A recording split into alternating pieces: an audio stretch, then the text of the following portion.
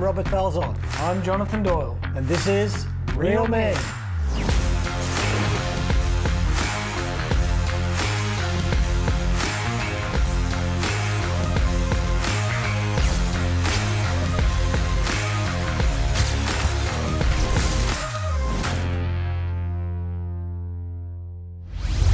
Hey everybody, welcome back to the Real Men series. My name's Jonathan Doyle. Great to have the pleasure of your company once again. We've got another fantastic topic for you today. Today, we're going to be talking about the issue of relationships, friendships. It's a crucial topic in how men relate to each other. All of us at different times in life have felt loneliness, have maybe felt disconnected. So what does it mean for a Christian man to have strong friendships, to relate to the other men in his life in ways that really enhance his other relationships, such as marriage or even raising his own children? So I'm joined in the studio again today by my good friend, Robert Falzon. Robert has a wealth of experience in men's issues, and I know you're really going to enjoy his insights today. Robert, welcome back to another episode. Hey Jonathan, it's good to be here with you. What a great time this is and this series together. It's been a lot of fun so far, and we are going to explore this topic, Band of Brothers. Band of Brothers, what does it mean to have real men in your life, real Christian men walking with us and sharing our journey and helping us on the way and leading us to Christ? So you've been involved in men's ministry for many, many years. What have you observed? Just give us a little insight on what you've observed in terms of men and friendships. Yes, so from the time that we started Men Alive, what I ran into firstly was something in here. You know, like I felt like I was on a journey by myself. Yeah. And if I let anybody in here, if I let anybody into this private place, they'd use that against me. I felt that if anybody saw who I really was, I would be disqualified from the game. But as I started Men Alive and walked with some brothers, and one of them's going to join us today, I started to discover that it made me stronger. So what about you?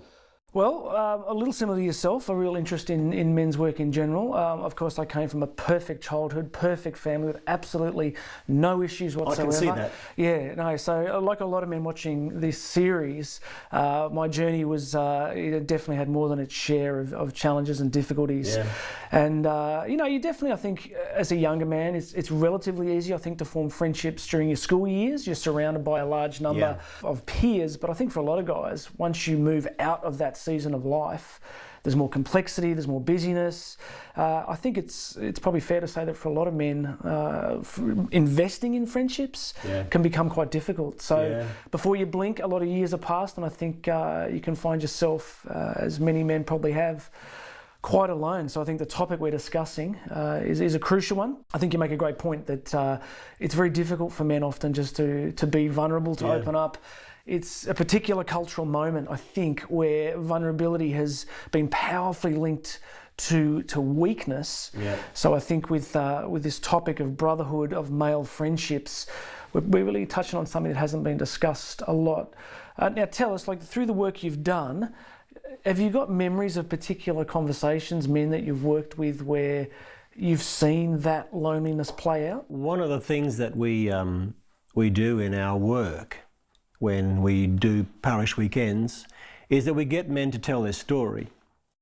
And when men start to tell their story in the context of the gospel message, it actually really cuts through to the deeper part of a man's life. And then men start to share, and many men over 15 years now, even with their feedback, say, I told a stranger more about myself in this 2 days than I've done in 47 years or 52 years. It's really, really powerful when a man comes to the threshold of his humanity and is able to step across that line and show themselves to themselves and to the world. Like you said before about young men. You know, when I was at school, I had lots of mates, but they were always around task, like football club. The common ground was things that we did together. But then as you get older, as you know, and then get married and have children, life becomes crazy and busy. There's no time for friendships. Do you find that? I think it's completely true. The complexity and busyness of modern life is, we talk about it, but there's a great line, that fish discover water last. We used to use that in seminars, is that fish, fish, they're so surrounded by water that fish never stop and go, what is this element that's surrounding me? It's just so ubiquitous, it's everywhere. I think the complexity and busyness that surround the lives of most of us as men, and particularly in this season, I mean, if you take that age from maybe late teens into, it'll be different for some men, but really that pressure doesn't tend to come off till maybe post 50s for a lot of guys. That's true. So many men are surrounded by these multiple competing demands. Not many people wake up, and not many people watching this series wake up in the morning and go, you know what, I really need to prioritise more effective, Christ-centred male friendships. So, in business we often talk about you have to educate the market, right? You have to actually convince people that there is a need for something. The value proposition. It's the value proposition. I think in this episode we want to talk about really communicating to everybody watching, what's the upside here? Like, this shouldn't be something to avoid, or what's this going to cost me? But if I can push through this, if I can invest in deeper male friendships, how am I going to grow spiritually? How am I going to grow personally? People, I think, look at the Christian life for men and think, well, it's all about, Jesus holding baby lambs. The demands of the Christian life for men to really grow personally and then to build great relationships is a difficult path. It has its huge rewards, but I think that should be attractive to men too. Jonathan, we're very fortunate today to have a special guest to speak into this topic, that we will be able to talk about Band of Brothers from a personal perspective. 100% looking forward to it. Peter Shakovsko is joining us today. Peter's a long-term friend of mine. He's one of my Band of Brothers. Okay. He's 42 years married to Marion. He has 5 adult children and 10 grandchildren, I think. That's not a bad job. Peter has been in the telecommunication industry, and he left the telecommunication industry, retired, and co-founded Men Alive with me. Let's get Peter up here and we'll talk to him about the Band of Brothers. Bring him on.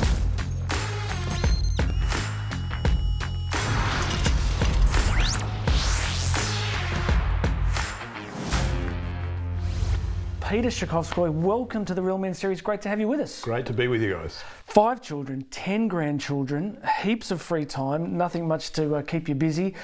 Look, tell us a little bit about your backstory. You've been married 42 years, 5 kids, 10 grandkids. You've had a professional career. What are some of the things that have sustained you over the years? One of them is the gift of family. So I went and had my own, and I come from one of 6. My parents were migrants. They arrived off the boat in 1950, a German mother and a Russian father. And we were kind of the new Australians. And so we learnt to make our way in the neighbourhood. But for me, family was really central and powerful.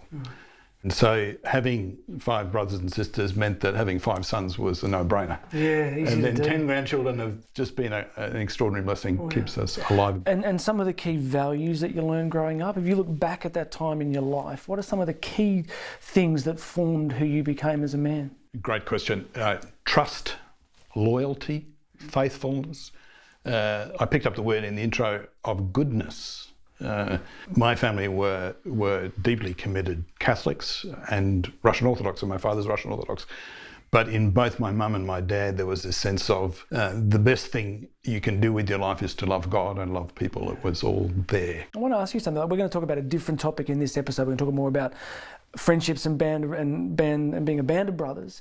But I'm just interested, with a father who is a man of faith, what did you take from watching that? Like, so many men, many of us as part of this series or watching this series didn't get that. When you look back at him, what did you take from him? What did you learn from him growing up? Good question. That's a deep question, a good question. I learned both good and bad, I think. Yeah.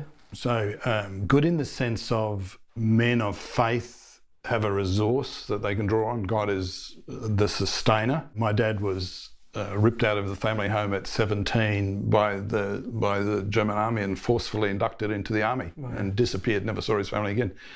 And went through 4 years on the Russian front and survived a story that he never even talked about, but I can't even imagine. Yeah.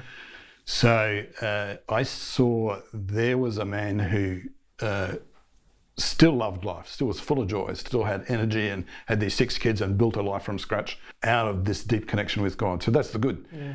Not so good was that he was incredibly private. Yeah. So not only did he not just talk about the war, but he didn't talk about, I can't remember any deep personal conversations. He was the youngest child of 6, and so he was present, but he wasn't. Sure. He was the distant dad, the loving, good, distant dad, but he wasn't connected. Wow. And I grew up thinking, there's something wrong with this. And I determined very early that when it came time to be a dad, I would be a different dad. Yeah. There's about 15 topics in what you're saying that I'd love to dig into. Listening to you, it resonates with my own relationship with my own son at the moment, who's still very young. Before we talk about this Band of Brothers concept, you worked for many years in telecommunications. I just want to ask you quickly, because I think it's useful to all the people watching, is, that season of life when you had children, you had professional demands, what do you remember of that time, and what can you offer us and people watching? Because I'm, in the thick of that myself now, and it's not talked about much how demanding that season is. Yeah. When you look back at your professional life, your married life in that season, what do you remember, and what do you think are a couple of things that people could benefit from hearing? I remember the incredible sense of pressure and responsibility. Yeah. 5 kids, busy job, busy after hours. Breadwinner, sole breadwinner. My parents told us, get a job, get a house, get a family, save money. Life is tough, survive. So I brought all that into it as well. I remember the stress of being alone, and then as my Christian journey matured, I remembered the great encouragement of having other guys to talk to, and that made an enormous difference. Work was always professional, performance, and be tough, be the best, get it done. And there was no time for intimate conversation or vulnerable conversation at work at all. In fact, it was embargoed. Yeah. So let's open this up. This is what we want to talk about is you're delineating this sort of huge challenge that many men have, the busyness, the pressure. They're like the duck on the water, relatively normal to look at, but spinning underwater very fast. The role of Christian friendship for men, what do you think are the key blockages at the moment? And what do you think are some first steps that men can begin to take? We've named the first one, it's busyness. So the pace of life, that's the now. And for all of us, there's a challenge in changing the now so that we can have more life and more relationships. But I think the other big topic is history. I remember as a little fellow growing up in the playground, learning the early lessons of manhood. If you're not good at something, you're off the team. If you aren't tough, if you cry or display weakness, you're off the team. If you add to that a dad who doesn't affirm a young man and draw out of him his gifts and his talents and his strengths, his gold coins, then you end up, I think, where I was in the early years, especially the early professional years, thinking, I'm absolutely on my own, I'm toughing this out, and I wish I had someone to talk to. And of course, then you, as a young dad, you have a wife who wants to talk all the time. And my wife would complain about this very self-contained guy, and she would say, you're like a guy in a big steel vat, walking around and you're really angry, but you won't come outside and tell me what's going on. But we learned how to do that, and that's another topic. So let me jump in for a moment, Jonathan, if you don't mind. Peter, you walked a long time with yourself like that. Yep.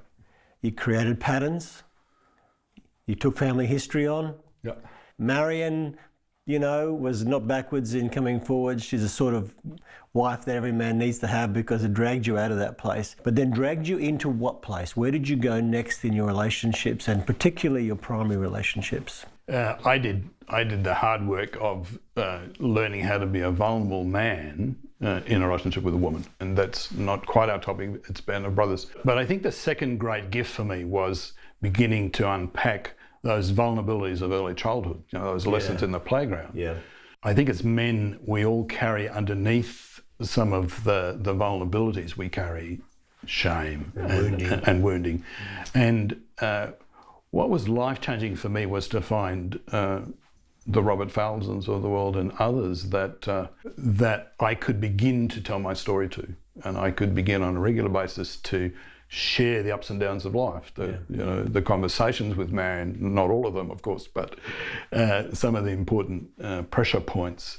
You're off the team becomes, hey, we will walk with you through thick and thin. Yeah. You are never off the team because you're created in the image of God and we love you. Yeah. And your weaknesses don't matter. We've got them too. Together, we'll work on them and it's fine. So that transition from you're off the team to you're on the team and we won't let go is incredible. So why is this so rare? For people watching this who are listening to you going, okay, there's a benefit here, there's a positive, why is it not happening? I don't think we're intentional enough, and I think over generations men have encultured their loneliness. So dads haven't connected and drawn it out of their sons. And then they've taken all those simple lessons out of the playground, being tough, being individual, not displaying emotion, intimacy is embargoed. They've taken that into all their relationships. And so unconsciously, we have a whole system and a network, a pattern of life that says men don't do that stuff. And we have to intentionally, I think, unlearn. We've created an industry called the solo man, even a product called the solo man, and to be that solo, nobody's going to touch me, nobody's going to hurt me, nobody's going to reach me, I'm going to do it, I'm going to do it. That solo man mentality is sort of what you're talking about. And it affects everything. It affects your marriage, it affects the way that you raise and nurture your kids, and it affects your emotional health. And in thinking about this topic, the other little light that went on for me was that really when God says you should love me with all your heart and all your soul and all your strength and your neighbour as yourself, he's not just offering us a duty, something that we have to do, but he's offering us an opportunity. So if I let you love me with heart and mind and soul, I learn to love God better. And I'm restored and healed and I become fully human. So rather than it just being a duty of the Christian life to be nice to people, Jesus is really saying, and God is really saying in Jesus, be connected. And Peter, do you think that by being with men, companions, can I use that term, companions on the journey, that some of your wounding is healed? Some of your wounding from your past is healed, but also that you start to rewrite some new history for your own family. Absolutely. I belong to two kind of experiences. One is every Thursday morning I meet with 8 guys and we journal together. We read the scriptures of the day, and we've done it for 12 years at a coffee shop between 7 and 8 in the morning. We share the journey of faith in the scriptures, but we also share life. So I know these guys really well. One of them went home to God last year. We buried him together. It was an extraordinary experience. I've learnt how to be a better man from these guys. My healing is, I watch them be courageous. I watch them be faithful. I watch them be, in some ways, more manly. And the example of those really excellent brothers who love me and are close to me, they're not just heroes way over there on the screen, but they're close, is bread for the day, just like the scriptures are. So for people watching this, give us some takeaways, give us some action steps. How do they begin to move from, at the broader sense, isolation to community? I'd say absolutely buy this proposition and go to God and pray every day for these relationships and then go after them. So prayer? Prayer. The second thing, this connection of man to man fixes a really serious hole in our society today. Find 1, 2, 3, 5. I've got 24 of these relationships, I counted them, and begin to build them and you'll change the world. You'll change not only your own life, but your wife, your relationship with your wife, your kids and those around you. So 2, intentionally go and find some guys to spend time with and share your life with. And then the third thing, begin patiently and carefully to risk. So one of the difficult things as we built these relationships was to face the downside of Robert and the downside of Peter and the places that we're afraid to tell the truth. Yeah. The reason I'm good now at quietly and calmly walking into some of the new family conflicts with the next generation is that I've practiced it with this generation. And so I've got an interior ability that my father never gave me to father and to be present and to speak into some of the harder things. Yeah. So the third thing is to be courageous, brave, man up, go to those places that no one's been to in your history and risk it. Yeah. And risk it. Start Telling the truth at a deeper level, which is what we call vulnerability. Yeah. How good was that, Jonathan? Mate, you know, I just want to say a huge thank you. Personally, I've learned a great deal about intentionality, about being deliberate about these things that matters, and also sharing the richness of your own journey with us. So on behalf of all of us, thanks so much for joining us on the Real Men series. Jonathan, Peter was excellent, really excellent material. What did you take out of that? Mate, a huge privilege to have him, I think, with us today in the studio. He's obviously, as we mentioned, becoming a real elder, somebody that we really need to be speaking into the lives of men. Wise man. Wise man. We need more of them. For me, a couple of big takeaways. I think he had a real focus on intentionality. I think he's very big on these things don't happen by accident. If you want to increase the depth and the richness and the effectiveness of male friendships in your life, then you're going to have to actually show up and do something specific. So the phone isn't necessarily going to ring tomorrow with 15 people saying, hey, we'd love you to come and join our group. So his thing on intentionality was excellent. So I think everybody listening to that, it's really crucial that you are intentional about this, that you actually make a clear decision to take some kind of action. You know, one of my favourite speakers used to say, never leave the scene of a decision without taking some kind of action.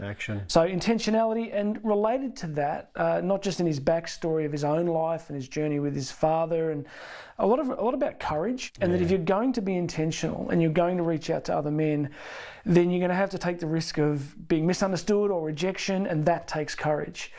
And, you know, sometimes it's just getting over that first initial fear of what if I reach out to 2 or 3 friends and they don't want to do it? Well, this stuff's so important that you have to risk that, you know, and if you're not prepared to take that risk, then you don't get the reward. So for me, intentionality and courage. How about you? Yeah, great points, Jonathan. I just to add to that, intentionality and courage, you know, what Jesus said to his disciples more often than almost any other thing he said was, be not afraid. It's difficult, 100%. It's difficult, it's hard, but it's really worth an investment, really, to plant into your life this intentionality and courage. And the thing that I took out of it, including those 2 things, was this: unless I can become a friend to me, unless I can become a friend to this person, I don't know how I'm going to become a friend to you or anybody else. Unless I can learn and start to train myself, look in the mirror every day and start to become a friend to Robert, I can't be a friend to Jonathan or anybody else. So they're the 3 points, isn't it? Do you want to summarise those? Look, for me, intentionality, courage, and working on ourselves and doing that hard work. Yeah. So we want to thank you for joining us this week for the Real Men series. We've been really honoured to do this episode on Band of Brothers. Great having our guest Peter Shakovskoy with us. We'd love to hear from you. If you've got some thoughts, ideas, if you'd like to know more, then please reach out to Shalom World on social media. You just simply search for Shalom World on your favourite social media channel. You'll definitely find us there. Or you can email us direct at feedback@shalomworld.org. But we hope that's been a blessing to you. Be intentional. Think about the importance of building strong male friendships. And Robert, we're really excited because next week we're going to have another fantastic guest. We're going to be addressing another really important topic. So make sure you join us for the next episode in the Real Men series. See you then. The success of your marriage will be in direct proportion to the quality of your individual relationships with Christ. If you could be courageous and intentional, then go home and find a way to tell your wife that you love her. But not just the same old way, find a new way.